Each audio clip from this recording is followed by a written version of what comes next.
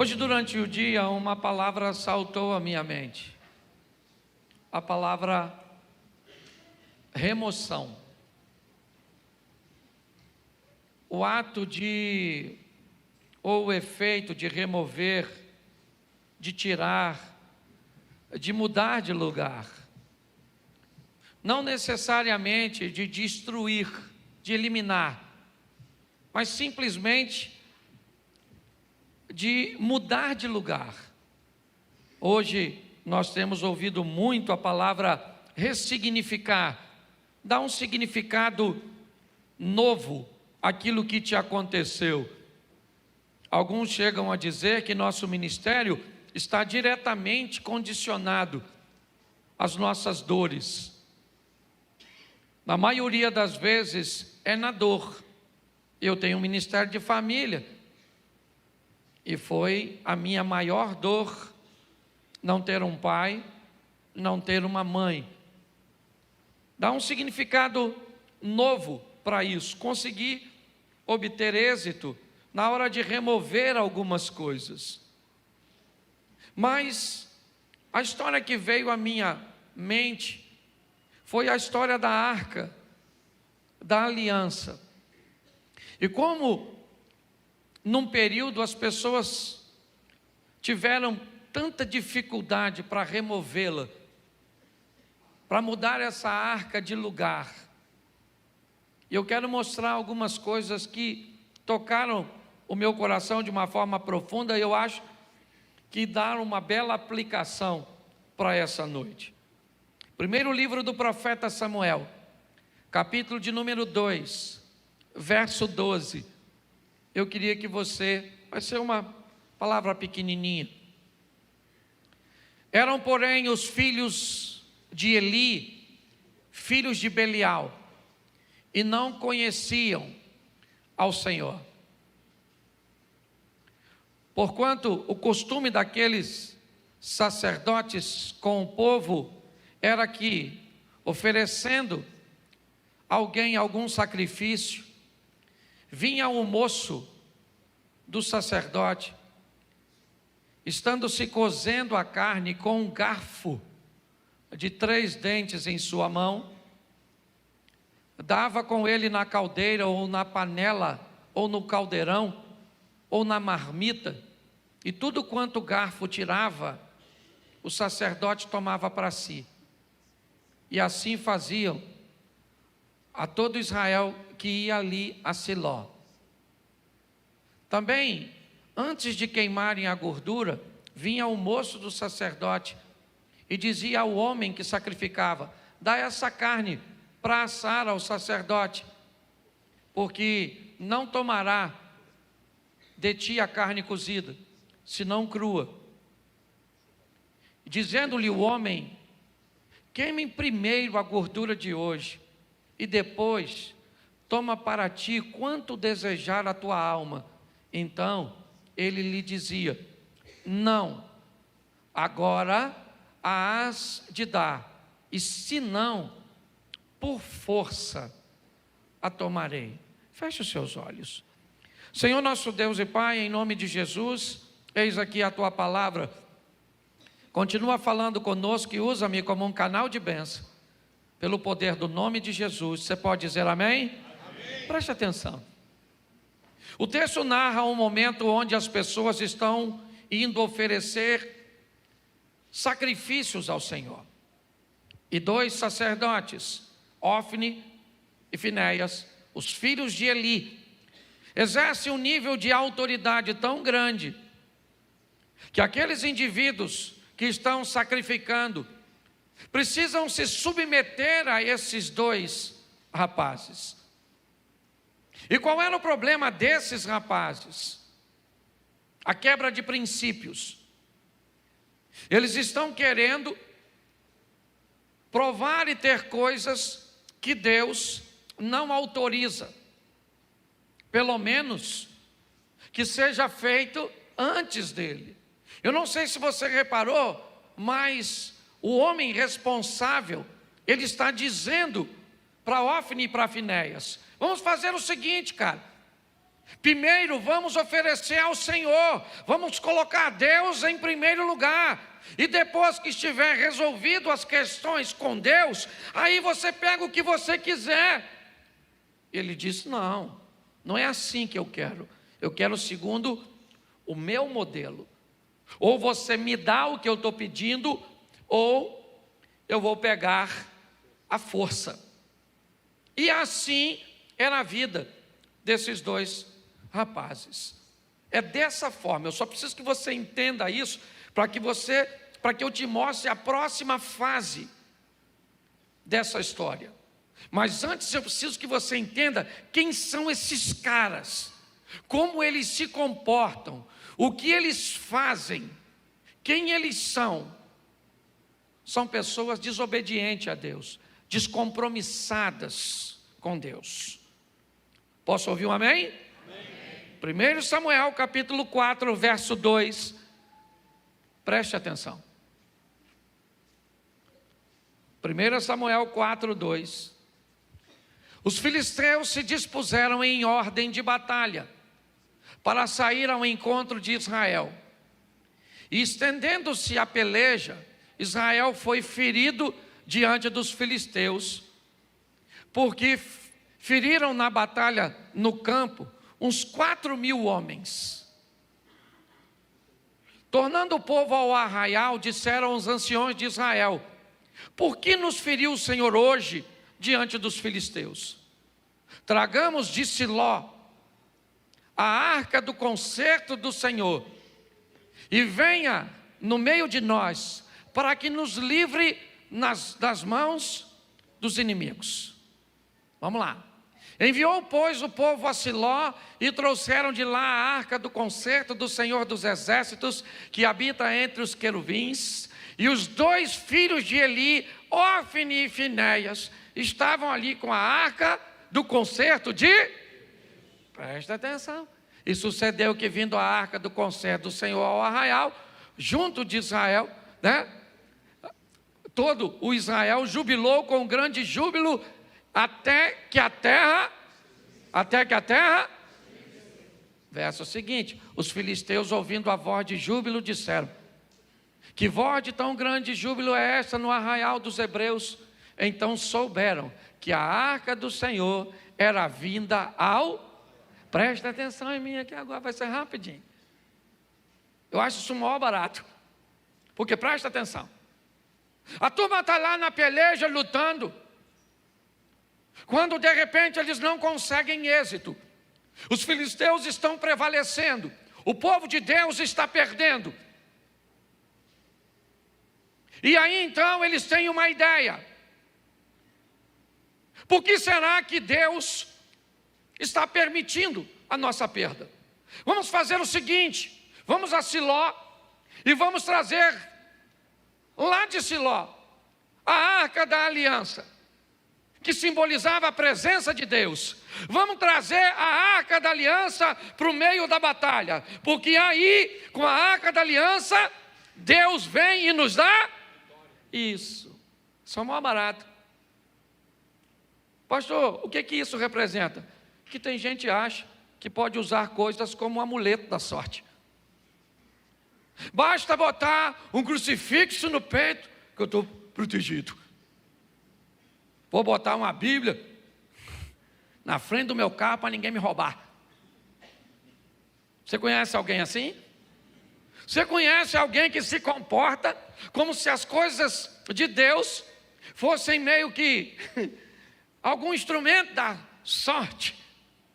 Vou botar ali, certo? Porque se eu botar um louvor na minha casa, nossa.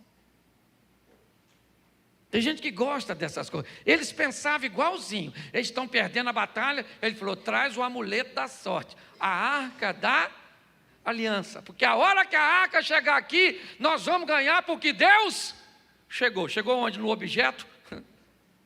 Não, não é de hoje, que Deus nunca caminhou em coisas, e sim em pessoas. Se você acha que isso é algo só do Velho Testamento, Deus não habita em templo feito por mãos humanas, você está enganado. No Velho também. Os caras levaram a arquinha chegou, mas olha quem é que está trazendo.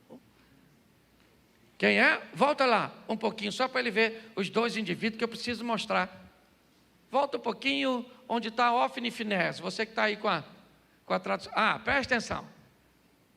Ó, os dois filhos de Eli, Ofni e estavam com uma mulher da sorte. Eram os dois caras. Eles estão trazendo a arca representa a Deus, sim ou não? Sim ou não? Mas quem é que está trazendo? Os dois não cegos. O Zé Ruela, do desobediente. Mas Deus não está ali, está na arca. Tanto está na arca, que quando o júbilo se estendeu, quando o povo viu, se alegou com a presença da arca, a Bíblia diz que a terra estremeu, e o povo falou, ganhamos. Só que deu ruim, mano. O negócio não deu para ganhar, não. Volta aí. Vai para o verso seguinte. Pelo que os filisteus, olha que maneiro, quando a arca chegou, os filisteus se atemoriram, porque diziam, Deus veio e diziam mais, o que os filisteus, presta atenção, filisteu, vamos tratar aqui os incrédulos, aquela turma que vivia na idolatria, o que os filisteus disseram? Ai de, que tal, eles nunca tinham visto aquilo, a terra estremecendo, era um negócio amedrontador, mas olha o que os filisteus disseram, ai de nós, quem nos livrará da mão desses grandiosos deuses? Esses são os deuses que feriram os egípcios com todas as pragas junto ao... Vamos embora. Esforçai-vos e sede homens, ó filisteus, para que porventura não venhais a servir aos, como eles serviram a vós. Sede, pois, homens e...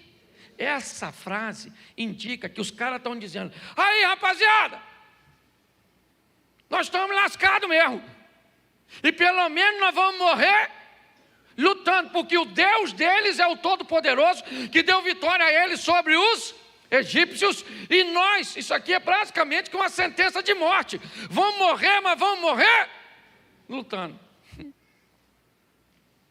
Eu acho isso tão interessante, ver o incrédulo acreditando mais em Deus que alguns crentes. Os caras estão dizendo, nós vamos morrer, mas nós vamos morrer lutando, porque o Deus desses caras o Deus desses caras é bom. E vamos embora para frente, vamos morrer. E eles vão lutar para morrer, eu gosto disso, ó. Então pelejaram os filisteus, e Israel foi, os caras não perderam.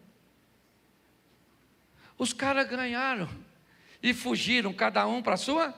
E foi tão grande o estrago que caíram de Israel 30.000 homens de pé. Verso seguinte, eu leio bastante aqui porque o pessoal quase não lê em casa. E foi tomada a arca e os dois filhos morreu, o Ofni e o Finéias. Morreram. Isso é legal. O pastor está falando que os caras morreram. E é legal? Não, eu estou dizendo que a postura deles precisa morrer. A postura de nós quando não temos compromisso com Deus, que achamos que Deus não está em primeiro lugar, que as coisas de Deus não devem ser examinadas com carinho, com respeito, com exatidão. Quando queremos abrir algumas concessões para viver o que Deus tem para nós. O Ofni e o Finéias morreram. E aí o pessoal volta para avisar, que eu não posso ler tudo também, eu só leio o restante de casa. Voltaram para falar do Eli, o pai dos dois, e falou, seus filhos morreram, e roubaram a arca, o amuleto foi embora. Aí o Eli virou para trás assim, quebrou o pescoço, morreu também, terceiro morrendo. Note que até o presente momento não morreu nenhuma mulher. Agora que vai morrer, a mulher do Finéias, que está grávida, entra em trabalho de parto, morre, note que é 3-1. 3 homens morrendo para uma mulher, a estatística continua até hoje. Eu fui esse dia num trabalho de terceira idade, tinha 40 viúvas e 3 viúvos. Eu voltei para casa doido, falando, aqui em casa você morre primeiro. Olhe para mim, preste atenção aqui. Dá uma olhadinha nessa história. Por quê? Porque a Arca da Aliança foi tomada. E agora ela está de posse dos filisteus. Os filisteus falando, se a gente já estava ganhando sem a arca, imagine com a arca. E leva a arca. Sabe o que eu acho engraçado? É que eles não tinham nenhuma noção de como deveriam carregar a arca. Provavelmente todo mundo encostava. Todo mundo tinha curiosidade. E nada aconteceu. Note que quando alguém que sabe o que deve fazer e não faz, o problema é muito mais grave do que alguém que sabe o que deve fazer. Ou aquele que não sabe, recebe uma recompensa muito mais branda. Os filisteus estão levando a arca, é verdade. Estão removendo a arca para o arraial deles. Aí o texto diz que deu um problema nas hemorroidas. Estou falando sério, depois você lê. A Bíblia é muito engraçada, né? Deu uma crise de hemorroida. Até os bichos estavam com problema de hemorroida. Está escrito, gente, estou brincando não. Por quê? Eu também não sei. Certo? Eu sei que eles estão se lascando com a Arca da Aliança. E ao invés de dar sorte, está dando azar. Mas por quê, pastor? Porque com Deus não se lida assim.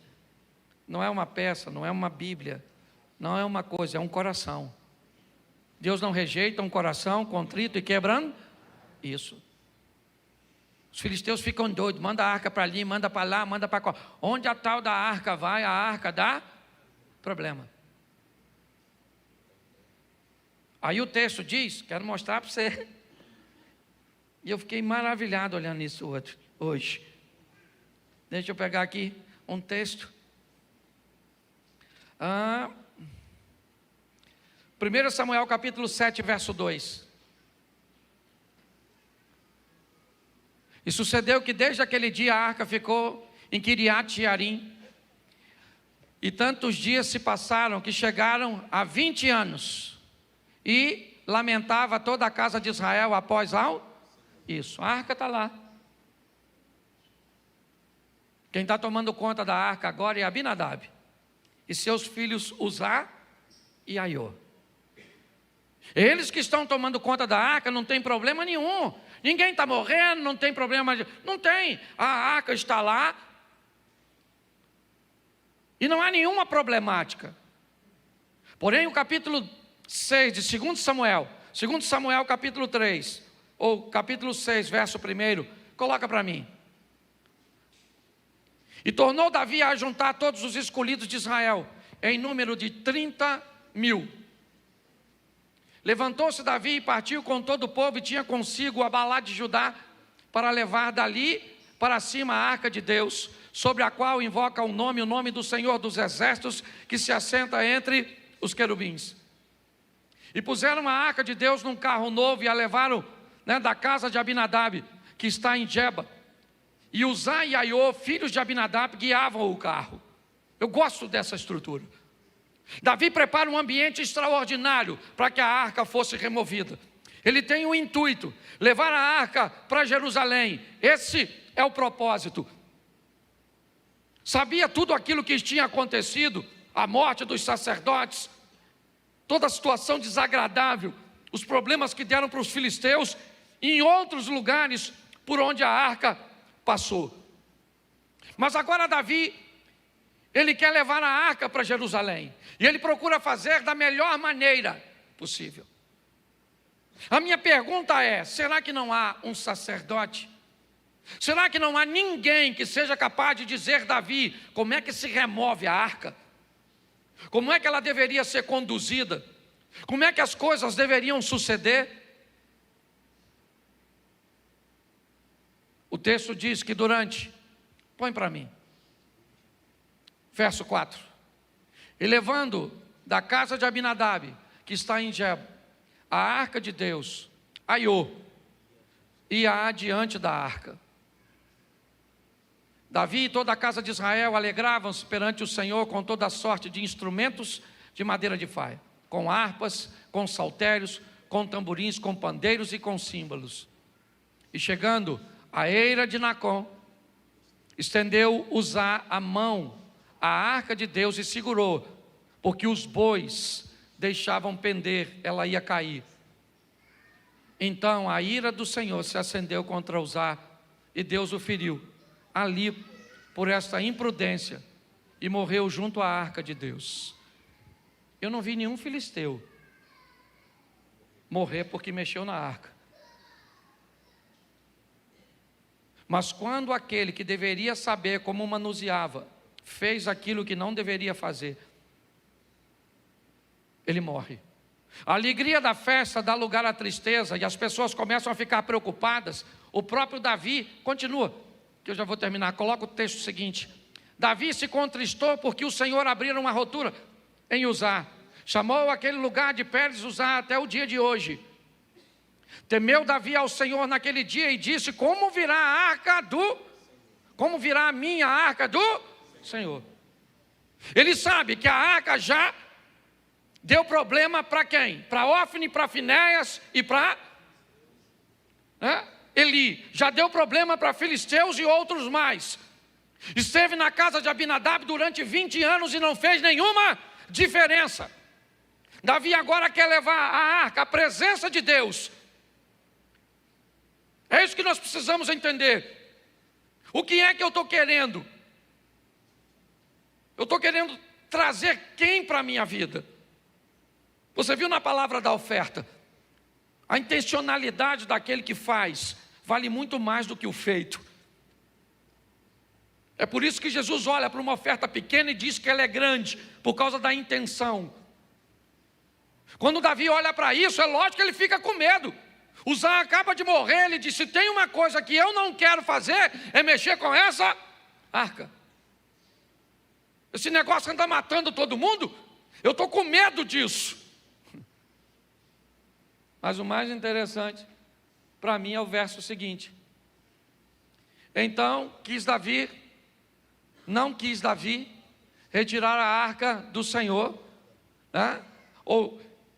e não quis Davi retirar para si a arca do Senhor para a cidade de Davi, mas Davi a fez levar à casa de Obed-edom, o geteu.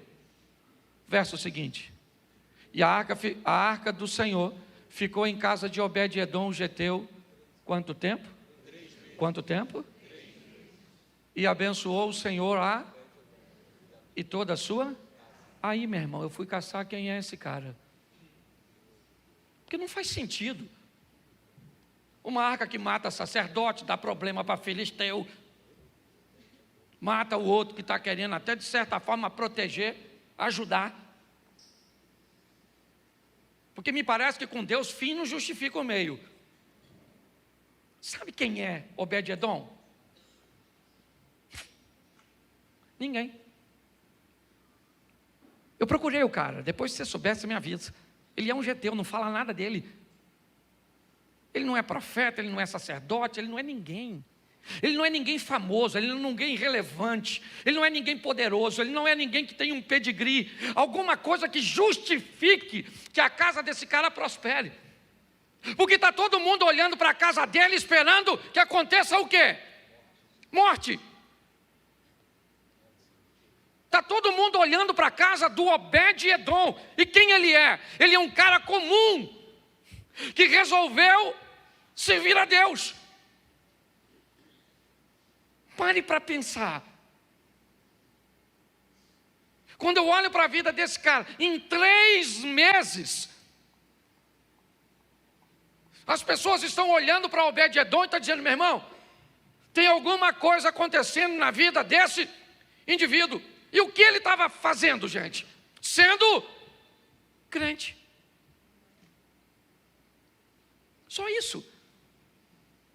Era só isso. Era aquilo que todos deveriam estar fazendo, colocando a sua vida no altar, porque eu não vejo nada. Se você vê, por favor, depois me procure e diz: pastor, eu quero falar para o senhor, porque ele tinha assim algo que o fazia merecer. Eu não achei. Tinha alguns até que defendem que ele é de Gate, que ele é filisteu, esse cara. Mas quem ele é? Ele é alguém anônimo, como você. Porque aqui menos de 1% consegue subir para fazer alguma coisa.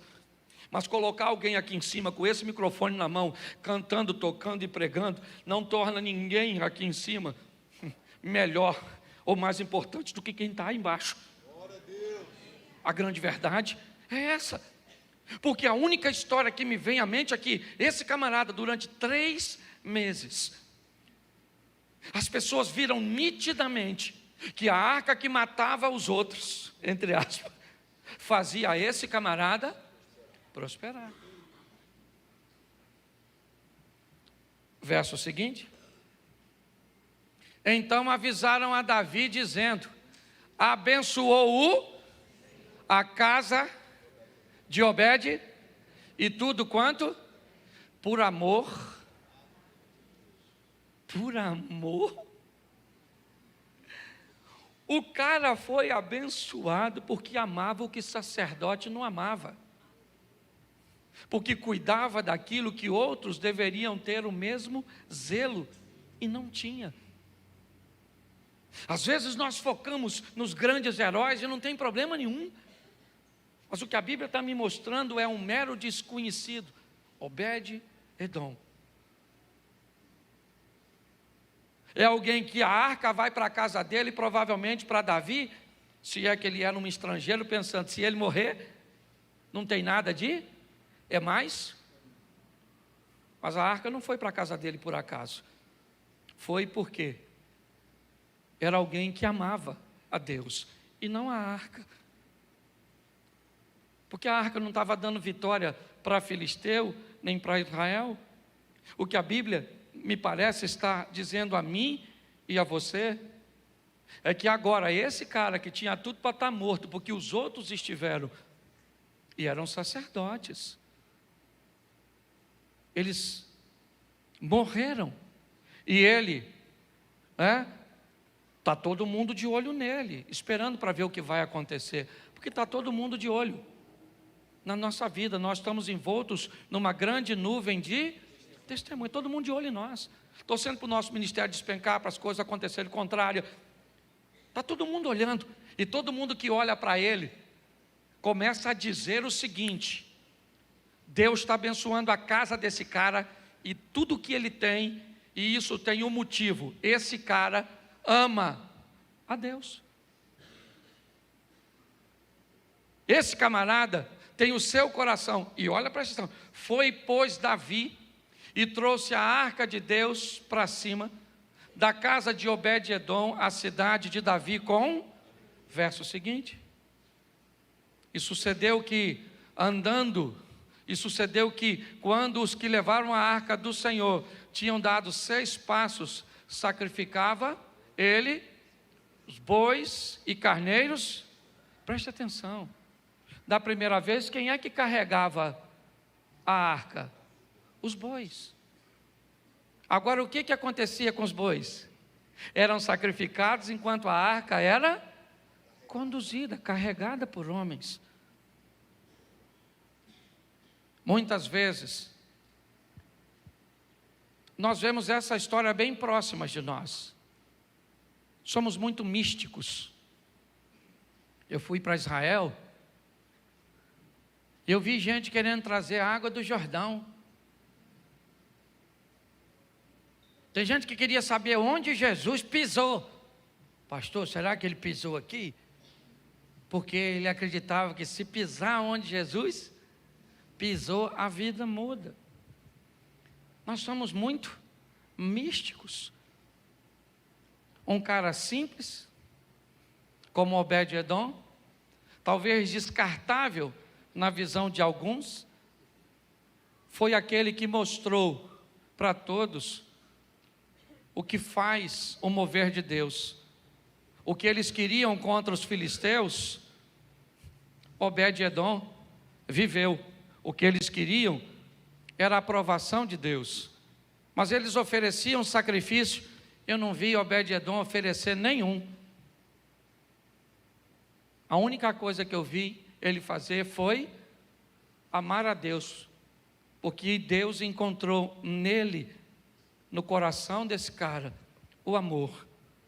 Pare de achar que você não tem importância. Pare de achar que você não é expressivo. Você quer viver com Deus coisas extraordinárias?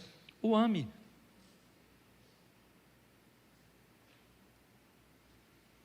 Cuide das coisas do Senhor, com amor, com carinho.